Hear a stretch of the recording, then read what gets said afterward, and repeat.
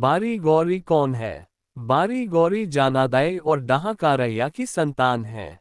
डहाकारैया भवरानंगर की रानी के बेटे हैं, लेकिन उनकी कोख से जन्मे नहीं हैं। एक रोज रानी अपने राज्य की महिलाओं के साथ जंगल में कांदा कोड़ रही थी।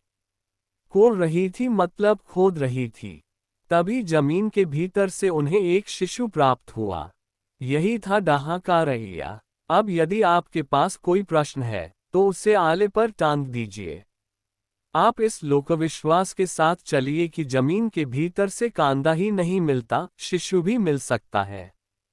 और यदि आपको हंसी आ रही हो तो माता सीता को याद कीजिए।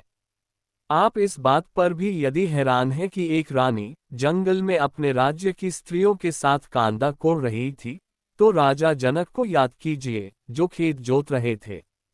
आप इस समय लोक पुराण सुन रहे हैं और आपको इससे उतने ही विश्वास के साथ सुनना चाहिए जितने विश्वास के साथ आप रामचरितमानस या महाभारत की कथा को सुनते हैं।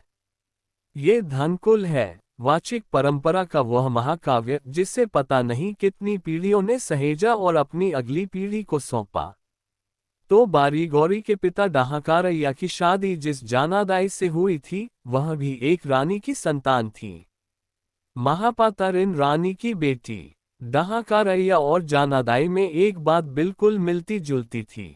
दोनों को प्राप्त करने के लिए उनके माता पिता ने बहुत प्रार्थनाएं की, बहुत पुण्य कर्म किए। दोनों की माताओं ने सरोवर खुदवाए, कुएं खुदवाए, पेड़ पौधे रोपे। डहाकारैया की मां ने तो संतान पाने के लिए धनकुल का भी आयोजन किया था, तब भी लाभ न हुआ। सबो खुदवाना, कुएं खुदवाना, पेड़ पौधे रोपना भी पर्याप्त न था। तब दोनों की माताओं ने आंगन में तुलसी का पौधा रोपा। जानादाई की माता ने तिजा उपवास भी रखा।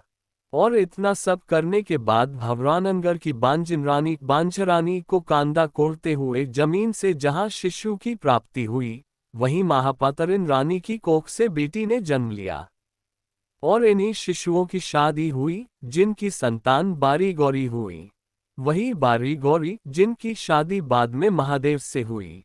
आप जानते थे क्या? हरिहर वैष्णव जी की किताब धनकुल सुमिन बाई बिसेन द्वारा प्रस्तुत छत्तीसगढ़ी लोकगाथा पढ़िए। ऐसी बहुत घटनाओं के बारे में आपको पता चलेगा जिन्हें वाचिक और श्रुत परंपराओं के लोक पुराणों ने सहेज रखा है और जिनके बारे में आप अभी तक नहीं जानते हैं।